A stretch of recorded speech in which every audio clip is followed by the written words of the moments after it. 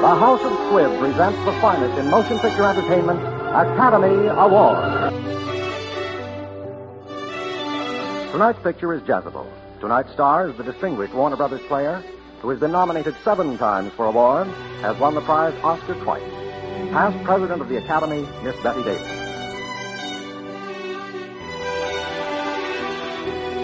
And now, Miss Betty Davis.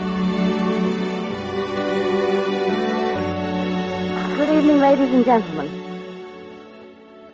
Welcome to the second post of Drama in Theater, brought to you by Dwayne Old Time Radio. This week we'll listen to Jezebel, the first episode from the Academy Award Theater series. Academy Award Theater produced 30-minute adaptations of Hollywood films or famous novels. Not all the films were award winners, but they did have at least one Oscar-nominated actor or actress. That's the connection to the series name. The series had a short life from only March 1946 to December 1946.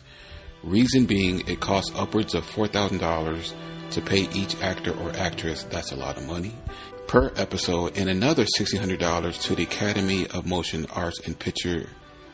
Let me say that again. To the Academy of Motion Picture Arts and Sciences for using their name.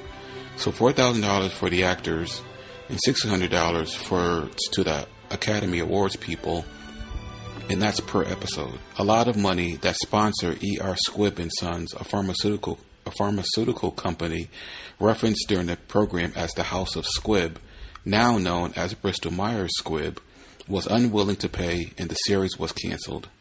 This episode of Jezebel aired March 30th, 1946.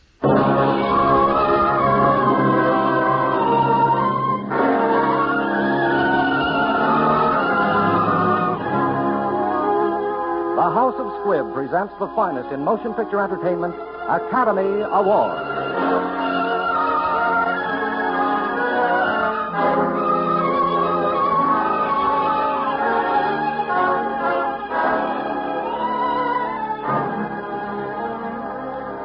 The House of Squibb, manufacturing chemist of the medical profession since 1858, brings you Academy Awards.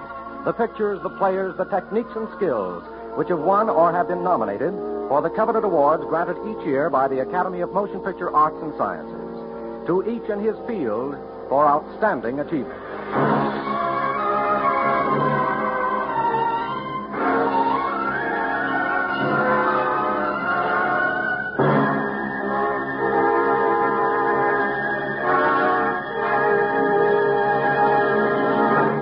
Each week, Squibb on the Air brings you only the finest in motion picture art. Squibb in your home brings you only the finest medicinal products, pure, effective, reliable. Squibb, a name you can trust. Tonight's picture is Jezebel. Tonight's star is the distinguished Warner Brothers player who has been nominated 7 times for awards, has won the prize Oscar twice. Past president of the Academy, Miss Betty Davis. With Miss Davis tonight appears another Academy Award winner, Miss Anne Revere, who won this year's Academy Award for Best Supporting Actress in National Velvet. And now, Miss Betty Davis.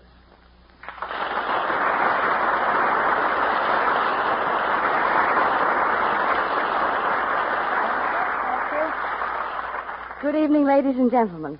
Miss Revere and I feel very honored to be on this first presentation of Academy Awards. Those awards that mean so very much to all of us in the motion picture industry. Jezebel was written for radio by Frank Wilson, with an original musical score composed and conducted by Lee Stevens, and our producer-director is Dee Engelbach.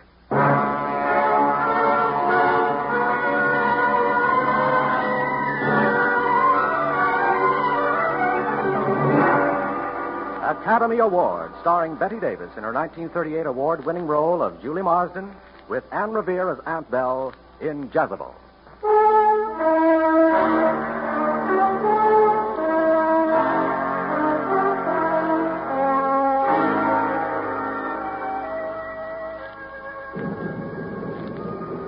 It seemed like the end of our world as General Bogardus and I stood in the street of New Orleans that dawn of 1851, listening to the depressing sound of the cannon as it was fired to dispel the fever which hung like a plague over the city.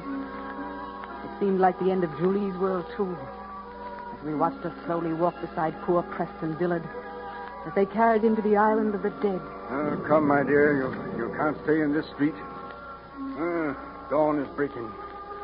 The morning chill is penetrating. And in these dangerous days, Miss Bell, what are you thinking? I'm thinking of a woman called Jezebel, who did evil in the sight of God. And yet I wonder.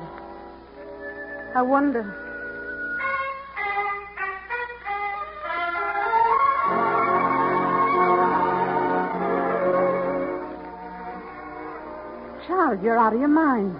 You know you can't wear a red dress at an Olympus ball. Can't I? It is 1850, Dumpson. 1850, not the Dark Ages. Girls don't have to simp around in white just because they're not married. You'd insult every woman on the floor. You can't be serious. Never more serious in my life. But think of Press. That's just what I am thinking of. Mr. Preston Dillard, who thinks that he can let his own affairs come before me, his future wife.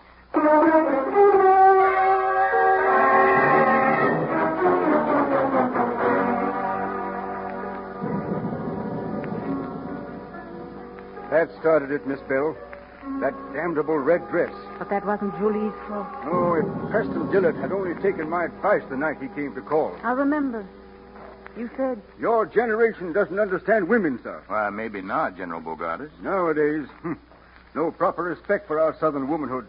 Think your father would have allowed the lady of his choice to have come surging to his place of business this morning? Miss Julie didn't know I was presiding at the meeting, sir. Of course not, Preston. But even if the lady upstairs is my ward, I feel you should know what your father would have done.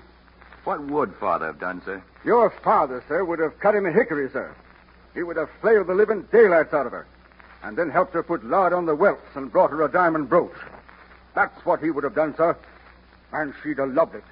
Where is Miss Julie? Why, she asked me to please excuse her, Press. Is she ill? Why, no, Press. She's as sound as a nut. You will pardon me a moment, please. Take all the time you need, my boy. I do believe Mr. Dillard is going up the stairs after Julie. He's taking his walking cane after.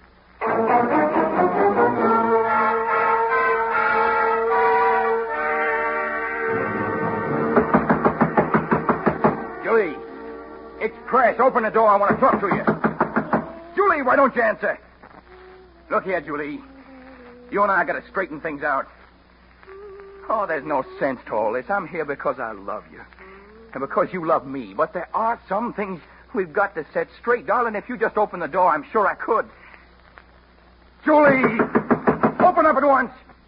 Who is it? Open this door! Why, Press. Banging at a lady's bedroom door. I'm scandalized at you. Well, did you come here just to stand there? I see you brought a stick. I'm waiting. When does the chastisement begin? I came up here to... Oh, Julie, how long must we go on like this? Like what, Press? Fussing like a couple of children. Why do you treat me like a child, then? Oh, Julie, I love you. Spoiled child or not. Press, in a lady's bedroom. Now you'll have to marry me. Oh, look at me, darling. When I come in, I was going to beat you. Really? Now would you like to see my new dress? That's what I wanted to do all day. Well, let me go then. There it is. For the Olympus ball? Yes, isn't it lovely? But you can't wear red to the Olympus ball. Why not? Well, you never saw an unmarried girl in anything but white. You know that. It's the custom. It has certain significance. Are you afraid I'll be taken for one of those girls from Gallatin Street? Julie. Oh, of course, I'm sorry. I'm not supposed to know about things like Gallatin Street. I'm just supposed to simp around in white. So that's it. You're nursing your spite. Well, I'm not going to let you. For once, you're going to do as I say. Julie, I'm calling for you tomorrow night at 10, and you're going to be properly dressed for the ball in white. Good night. Oh, Preston, you forgot your stick.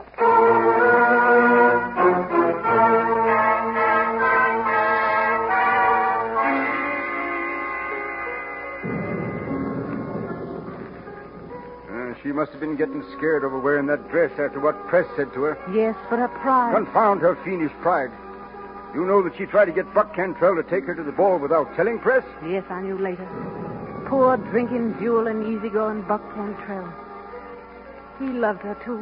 Thank heaven he refused her. He was a gentleman and an honorable man.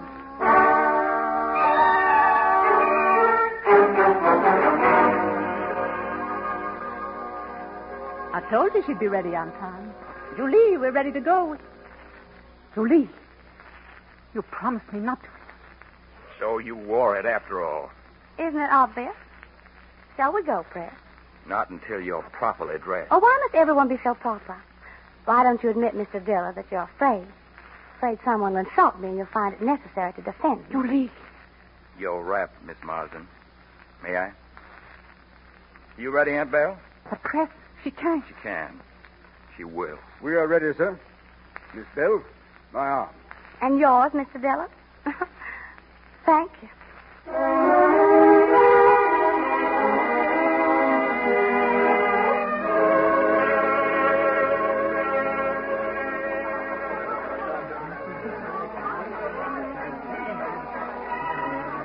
My dear Miss Bell, have you noticed Preston's face? Looks more like his father than ever tonight. And I never saw Tom Dillard look like that without somebody got killed. Theophilus, I'm just plain scared for us. May I take your wrap, my dear? Well, the ballroom seems a little cool. I think we'll find it much warmer inside. Come.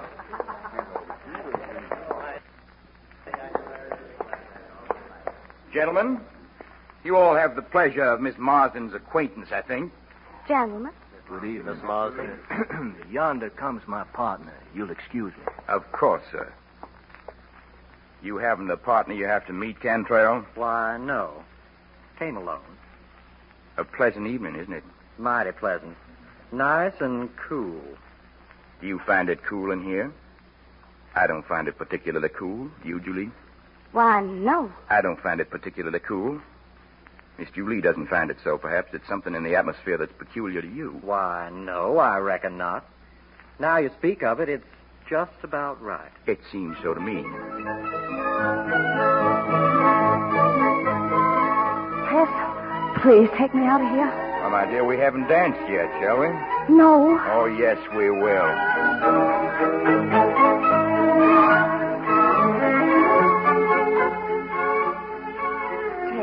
You've got to take me off this floor. I can't. It's my own brother dancing with her. Everyone is leaving the floor. No respectable girl will dance while she's dancing. That dress is an insult. Take me off this instant.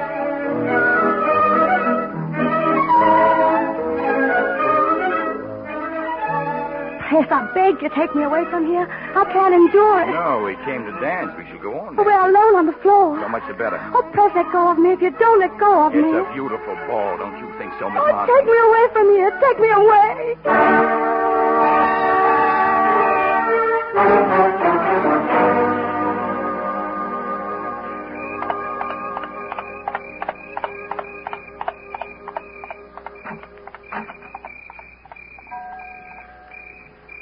Good night, Aunt Belle. General Bogardus, sir. You're not coming in, Press? No, ma'am. Good night. Night. Well, Goodbye, Julie. is that all you've got to say to me? There's nothing more to say. Even if I was wrong? You couldn't be wrong. You're Julie Marsden. Am I to go down on my knees? It'd be interesting, but utterly useless.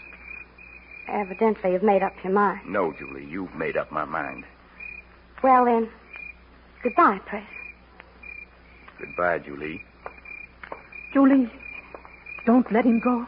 Go after him. Me? After him? Yes, Julie, quickly. Oh, Julie, you're such a fool. Not so big a fool. He'll come back. Not this time, he won't. Believe me. Wait and see. He'll come back. Yet tonight, I think. If he does, say I've retired. And tell him I'm sleeping late in the morning. Not to come round till tomorrow afternoon. Julie. Tell him. Tell him. Tell him.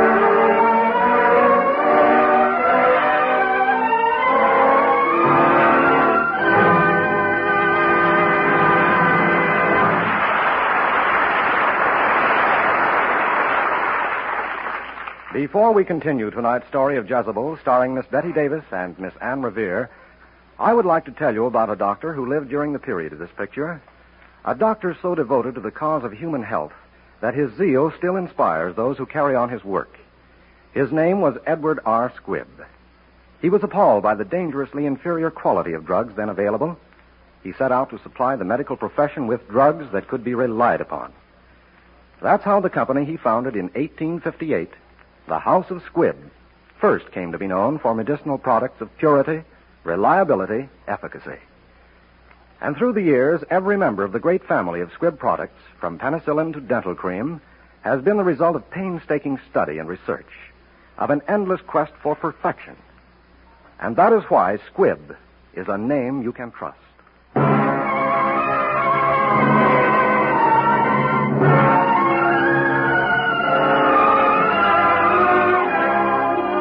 And now for part 2 of tonight's picture, Jezebel, starring the Academy Award winners, Miss Betty Davis and Miss Anne Revere.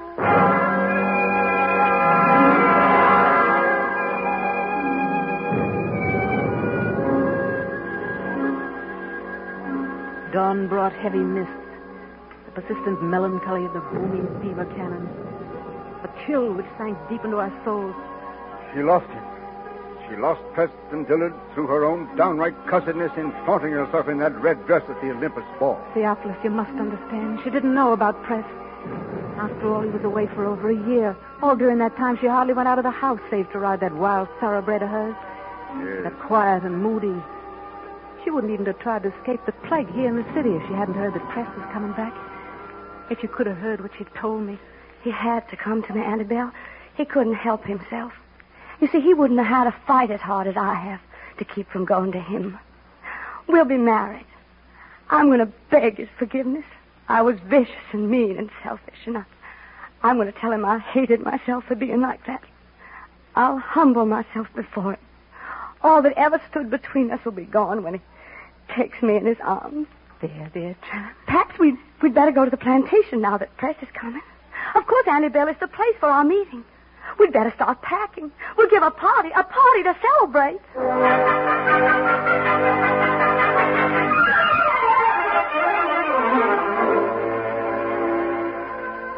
And they came, all of them, the old friends. Buck Cantrell, Ted Dillard, Press's brother, Dr. Livingston. Everyone came to Halcyon. And Julie was walking on the clouds and dressed herself in a white dress that she was to have worn to the ball with Press. And Press. He came, and when the carriage stopped, my heart stopped, too. For Julie. Aunt Belle. Oh, it's wonderful to be back at Halcyon. I would have come even if I weren't invited. My dear Preston. Aunt Belle, I have a surprise. This is Amy, my wife. His wife. Press had married.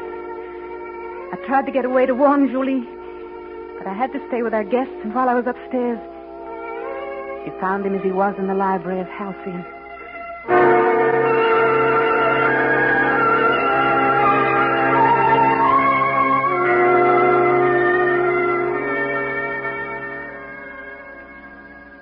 Press.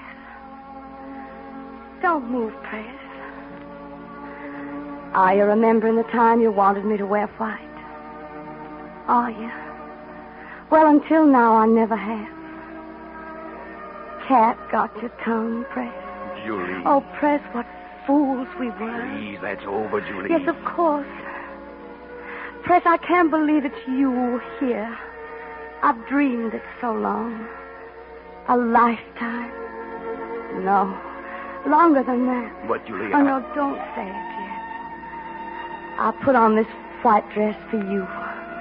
To help me tell you how humbly I ask you to forgive me.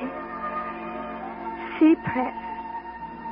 I'm kneeling to you. Julie, don't. I want to, Press. I must make you forgive me and love me as I love you. Julie. Get up. Please. I've been looking for you, Press. Julie, this is Amy, my wife. Julie, where are you? Here, Aunt Belle. I was just about to congratulate Press on his marriage. I'm very happy, Mrs. Dillard, to welcome you to Halcyon.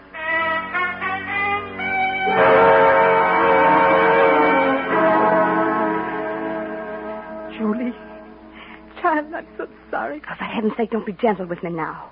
Do you think I want to be wept over? I've got to think, to plan. Lee, you can't fight marriage. Married to that little washed-out Yankee. Press is mine. He's always been mine, and I'm going to have him.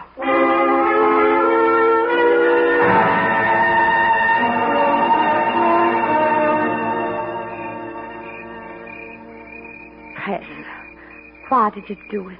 We'd better join the others. Why? Because I love her. No, you're not such a fool, not after you had my love. How much do you remember? Everything you ever said or did. But it's past now. It's finished. I ought to have come to you. I wanted to so terribly. So much that I couldn't. And you felt that way, too. That's what brought you back, Press. You had to come back to the country you know so well. Press, listen. The night noises. The moon through the cypresses. Can you taste the night on your tongue? It's part of you, Press. The mockingbirds and the magnolias. The blue haze on a spring morning when the air is so soft it presses you like a kiss. It's the river rolling forever. The country you were born to. Julie, please don't do this. It's part of you, Press, just as I'm part of you, and we'll never let you go. Press, put your arms around me. Oh, Julie. This is your country, Press. Amy couldn't understand it. She thinks there'd be snakes. Yes, and she'd be right. You talk about belonging. Amy's put her life and happiness in my hands. And they're going to be safe there. I think we'd better go in now.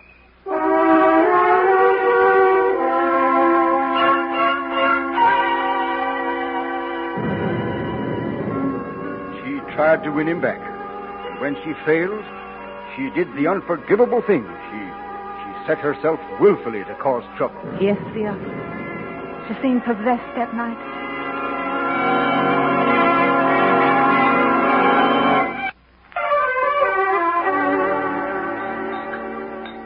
I hear Press had to go into the city. Yes, they sent for him. I hope he'll be all right. I had grave reports of conditions there. The plague is sweeping on despite all effort to check it. Hey, they posted a governor's militia guard through the parish. No one will be permitted to leave the city or to enter it now. Oh, I'm so worried about Press. A pity he had to leave now. But I suppose his bank comes first. Well, Press is devoted to the bank. Rather unfortunately so. You don't find that admirable, Miss Marston? Well, it just seems to me that there are other things more interesting. I imagine Buck finds it so, too. That's right, Miss Julie. I never go into a bank if I can help it. Why, Buck? Because it seems to me they're mostly always studying how they can get away something from somebody. Well, I'm sure Buck doesn't mean that the way it sounds. I'm sure Mr. Cantrell is capable of defending his own insinuations. Why, Mistress Dillard, I didn't mean to offend. I was just talking. Of course. Amy, he doesn't realize what he's saying. Doesn't even realize how Julie is using him. Why, Buck, am I using you? I'd be right happy if you'd explain that remark, sir. I'll explain it. You're fool enough to defend what you don't even understand. That Julie's been egging you on. First against Press and now against his wife. Well, that's pretty talk, isn't it, Buck? Yes, Miss Julie. That's very impolite talk, very. Let's put it this way, Mr. Cantrell. All evening I thought you coarse and not a gentleman. Why, you insolent... At your service, sir. Ted, you can't do this. I'm afraid, Mrs. Dillard, you don't understand our Southern customs.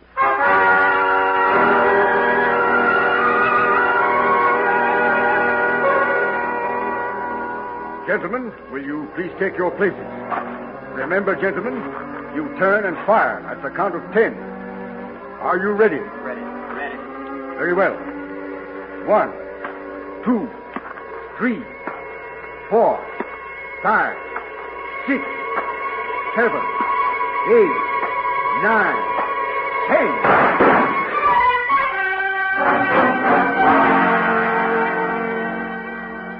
Buck's dead. Julie, you she-devil. Come on, Amy, we're getting out of here. We're all going. How do you propose to get through the guards? And there's yellow fever in the city. Surely my hospitality is better than the plague. We'll get through. Good night, ma'am.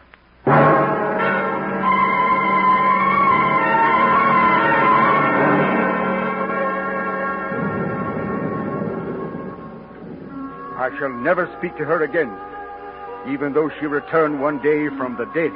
When she heard that he was stricken, she had to come to him, don't you understand? She went through the swamp, past the guards, risked her life to get to him. His wife was at his side. She belonged there. Julie belonged there, too. Amy understands that now. She stole him away from Amy as he lay dying. Theophilus, you must not judge.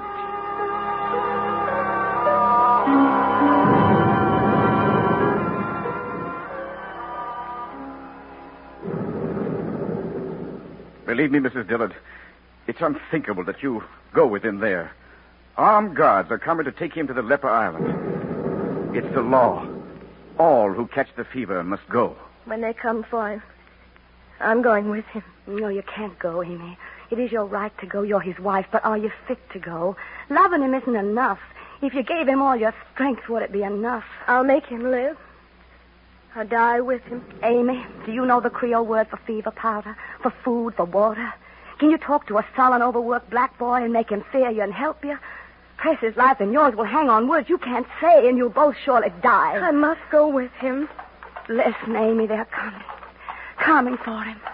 Oh, Amy, it isn't a question of proving your love by laying down your life for Press. Nothing so easy. Have you the knowledge and the strength to fight for his life and your own? Amy, it's no longer you or I. What do you mean? I'll make him live. I will. You see, I know how to fight better than you. I'll fight to the death itself. Where is he? Upstairs. Amy, you're the bravest woman I ever saw. I believe you even have the courage to save him by giving me the right to go in your place. Oh, you're not afraid to die. I know that. I boldly ask a greater sacrifice in Press's name, his life. You love him even more than I believe was in your power. Oh, let me prove myself worthy of the love I bear him. Julie, tell me. Something which only you can tell me. Does Press still love you? He himself might know, but you would. Tell me. Amy, what does it matter who Press loves? It's his life that matters. Tell me. We both know Press loves his wife. Whom else could Press love? Not me, surely. I've done so much against him. Had there been any love in his heart for me, I'd have taken him away from you. I tried and failed. Because he loves only you. I'm grateful for you telling me, in your own way, what I had to know. Take care of him, Julie. I believe you've earned whatever right is mine. God protect you and Press. Go with him. Amy, thank you. Press! Press, wait! All right, let's get started. We've got to get him to the island. Press. Press, I'm here. I'll always be here, Press. Press, darling. I'm here.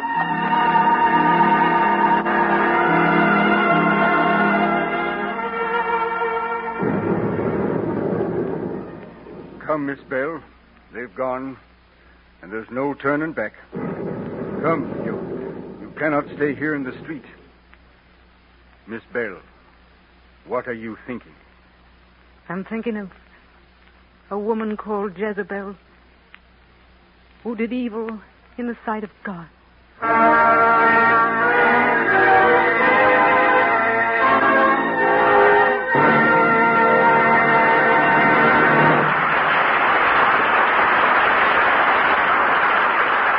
We are honored, ladies and gentlemen, on this first presentation of Academy Award to introduce a distinguished artist, known and loved by you on the air as Dr. Christian, President of the Academy of Motion Picture Arts and Sciences, Mr. Gene Hersholt.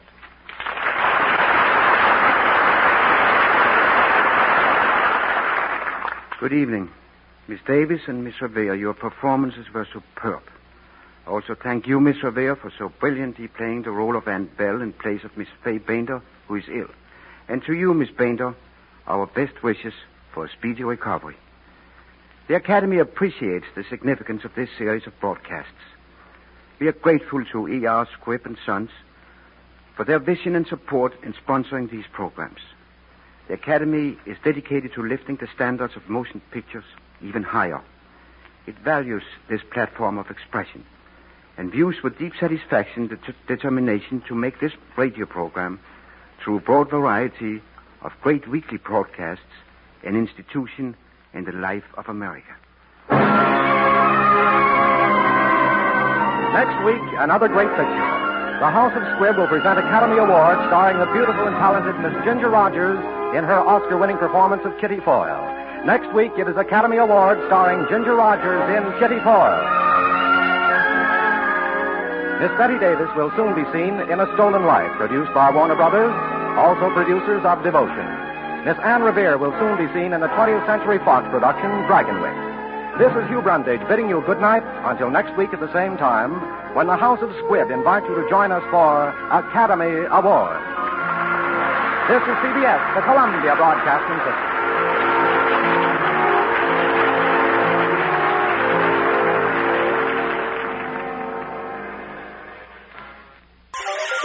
Thank you for listening.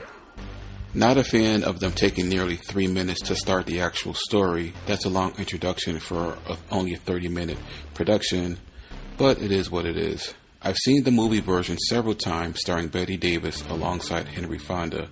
I like the movie a lot and recommend you watch it if you've never seen it.